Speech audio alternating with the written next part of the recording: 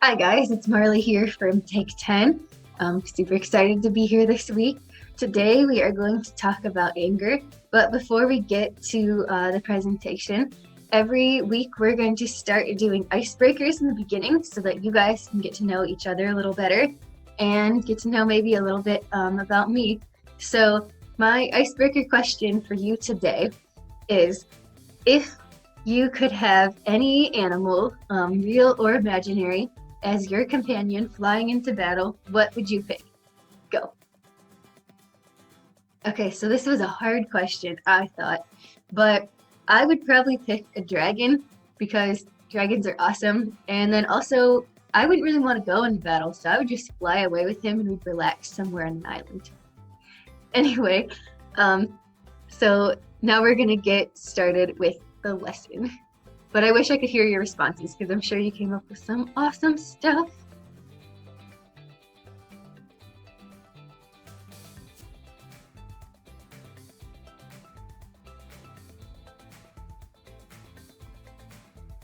Like I said, today we're going to talk about our feelings and anger management. Ooh. Okay, recap. A lot of words on the screen, but we're gonna get through it. So last week we talked about behaviors and conflicts, like passive behaviors, aggressive and assertive behaviors.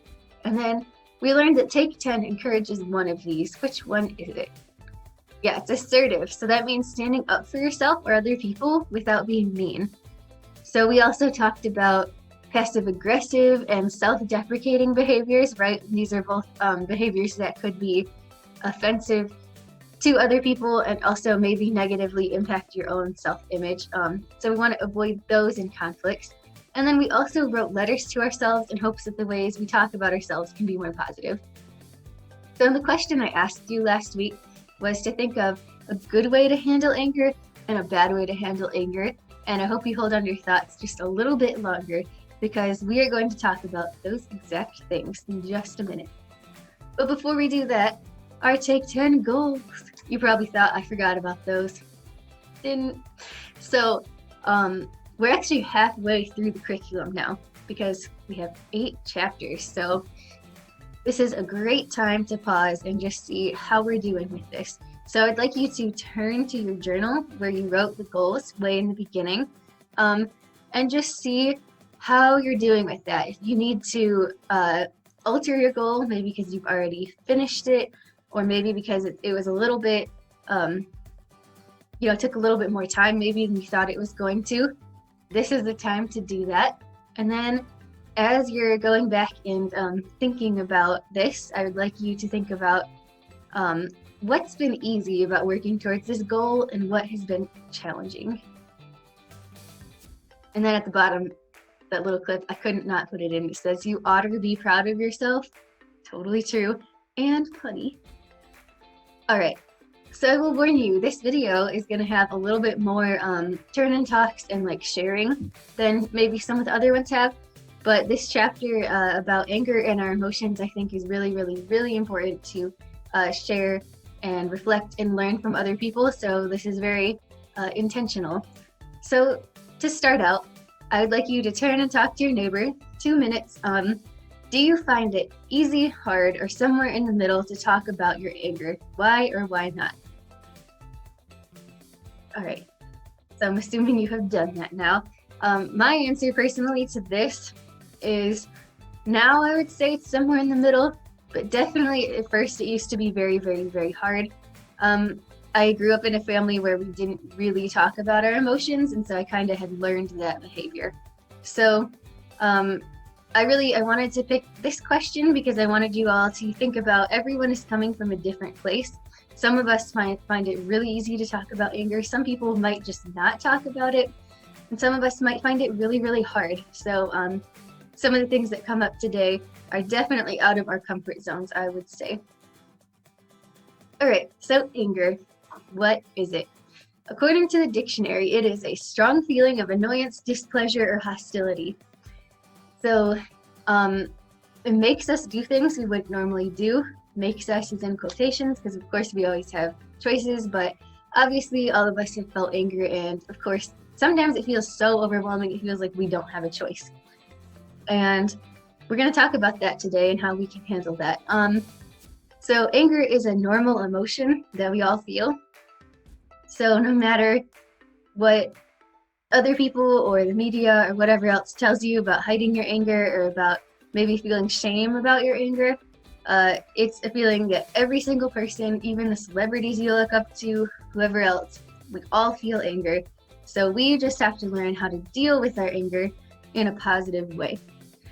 So the first thing we're going to talk about when it comes to anger is anger triggers. Anger triggers are things that make us angry with ourselves or others. And we may resemble anger from that awesome movie that I can't think of the title right now, but it was pretty good. Okay, so anger triggers writing exercise. So this can be in your journal or it can be just on a random piece of paper. But I would like you to list at least 3 things, okay? So 3 to 5 things or situations that make you angry. So I'd like you to think of things that mildly frustrate you, all the way to things that make you feel so mad that you feel out of control. So some examples for this that I came up with would be traffic, fights with siblings, or mean words. All right, so go write those things down. Awesome. My picture's in the way. That's okay. Now we're going to look at, so just hold on to that for a minute because we'll come back to it. So anger as a secondary emotion. So this is the anger iceberg. So in real life, there's icebergs, and icebergs are large pieces of ice floating out in the ocean. However, what you see from the surface is misleading, right? Because if you were in a boat and you're looking at an iceberg, you only see only a part of the top, not even close to half of it. And this illustration shows us that this is also how anger works. So often when we're angry, there's other emotions hidden under the surface, right? So maybe you can only see somebody else displaying anger, but in reality, any or all or a combination of these emotions that are listed underneath anger could be there, right? So some of the emotions they put down would be like grief, embarrassed, rejected, you're feeling nervous, exhausted, uncomfortable, worried, hurt, insecure. So all of these emotions in the bottom half of the iceberg are emotions that could lead us into feeling angry. And the crazy thing is, sometimes we don't even realize it. Like we're just at anger and we didn't even know how we got here. So that's why it's really important to recognize our emotions when we start to feel them, so that way you can feel yourself going in that upward climb, and you can kind of put a stop to it if you need to. So now we're going to go back to our list that we just wrote out of the 3 to 5 things that make us angry. And I'd like you to think about what feelings are besides each of the examples that you gave earlier. So I'd like you to try to have at least one feeling for each example. If you need help identifying feelings, please don't be afraid to ask your neighbor or teacher for help. Sometimes this can be, pretty challenging. Do you think that identifying your feelings is important? Why or why not? So talk about that. All right, so this should probably take 2 to 5 minutes, but again, just however long you need to put a feeling or some feelings next to the examples you gave earlier. Okay, so now that we talked about anger and the foundations of anger, we're going to talk about expressing anger. So there's 2 ways that we can express our anger, right? We can express it in an unhealthy way at the top left corner, which would mean hurting yourself or other people. Or you can express anger in a healthy way, which means not hurting yourself or others. So in even just these pictures that we have here, we have some different illustrations. We have Naruto looking very, very, very upset. Potentially, he's about to make an unhealthy choice, but we don't know that yet. We have some people running, which we'll talk about. We have some bad words, which are not actually, obviously an image, it's just symbols, but we all know what that represents. And then we've got a person drawing to express their anger, and we have someone looking into a mirror, kind of disappointed.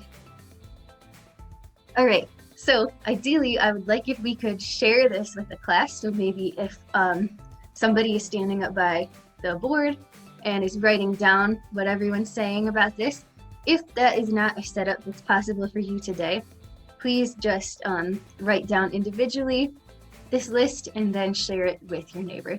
All right, so what we're thinking about first is, what are unhealthy ways of letting out anger? An example could be being rude to someone else because you're upset. So again, 5 minutes, what are unhealthy ways to let out anger? Okay, so here are some things that should have made it on the list. You guys also could have come up with other stuff that's not on here that should be on here. And hopefully a teacher or facilitator can talk to you guys about that. So, hitting yourself or other people, clawing at your skin, punishing yourself with exercise, punishing yourself with or without food, breaking something, starting fights, physical or verbal, with friends and family, insulting yourself, and oversharing online. So if you notice, actually a lot of the stuff on this list made it onto the violence section when we talked about conflict and violence, right? Because breaking something we had talked about was also violent, especially for someone else in the room that potentially witnessed that. So that is something to think about, and we'll talk about it a little bit more when we do the next section. So now, surprise, surprise, we are going to list the healthy ways of letting out anger. So again, this should be 5 minutes, and an example could be taking some alone time, but let you guys come up with them too. All right, so some things that should have made it on this list. So we have talk it out, walk it out, wait it out. What? It's just reappearing everywhere. That's crazy. Going for a run or working out. You'll notice that was also on the other list. But the difference is, in the other list, the person was doing it as a punishment. So potentially the person didn't like their body, and they weren't trying to exercise necessarily to make themselves feel better, but they were trying to do it as like a punishment to themselves, to make themselves feel even worse maybe. So that one is, it's very complicated, but what you should know is the motivation behind an action should always be taken into account, of if something's going to be a healthy action for you or not. So some other things that are healthy ways for us to let out our anger could be writing letters to ourselves or to the negative, the source of your negative feelings, and then throwing it away. Or you could also rip it up. I enjoy doing that because you get the action of ripping. But the most important part in that is just make sure that the other person doesn't see it, because that would be mean. Have a venting session with a trusted friend who will not contribute to you feeling bad about yourself. Sing or dance to a really passionate, energetic song, or clean your room and house. So another things that could have been on this list could be like listening to calming music or meditating and stuff. And those are great things that you should do once you have officially calmed down. But if you're still feeling really, really angry or really upset, potentially those things are like a little bit too calming, and you need to do something that is going to let you, that's more active, that's going to let you express those feelings a little bit more. Okay, talk in turn. So this is the last one, guys, so don't worry. Was one of these lists harder for you to come up with than the other? Which one, and why do you think that happened? So for me personally, I think the negative one was a little bit easier to come up with. And honestly, I am not quite sure why that is, but I am really happy to know that there's a lot of positive ways to deal with anger as well. Okay, so the journal activity for today, we are going to be creating our own mantras.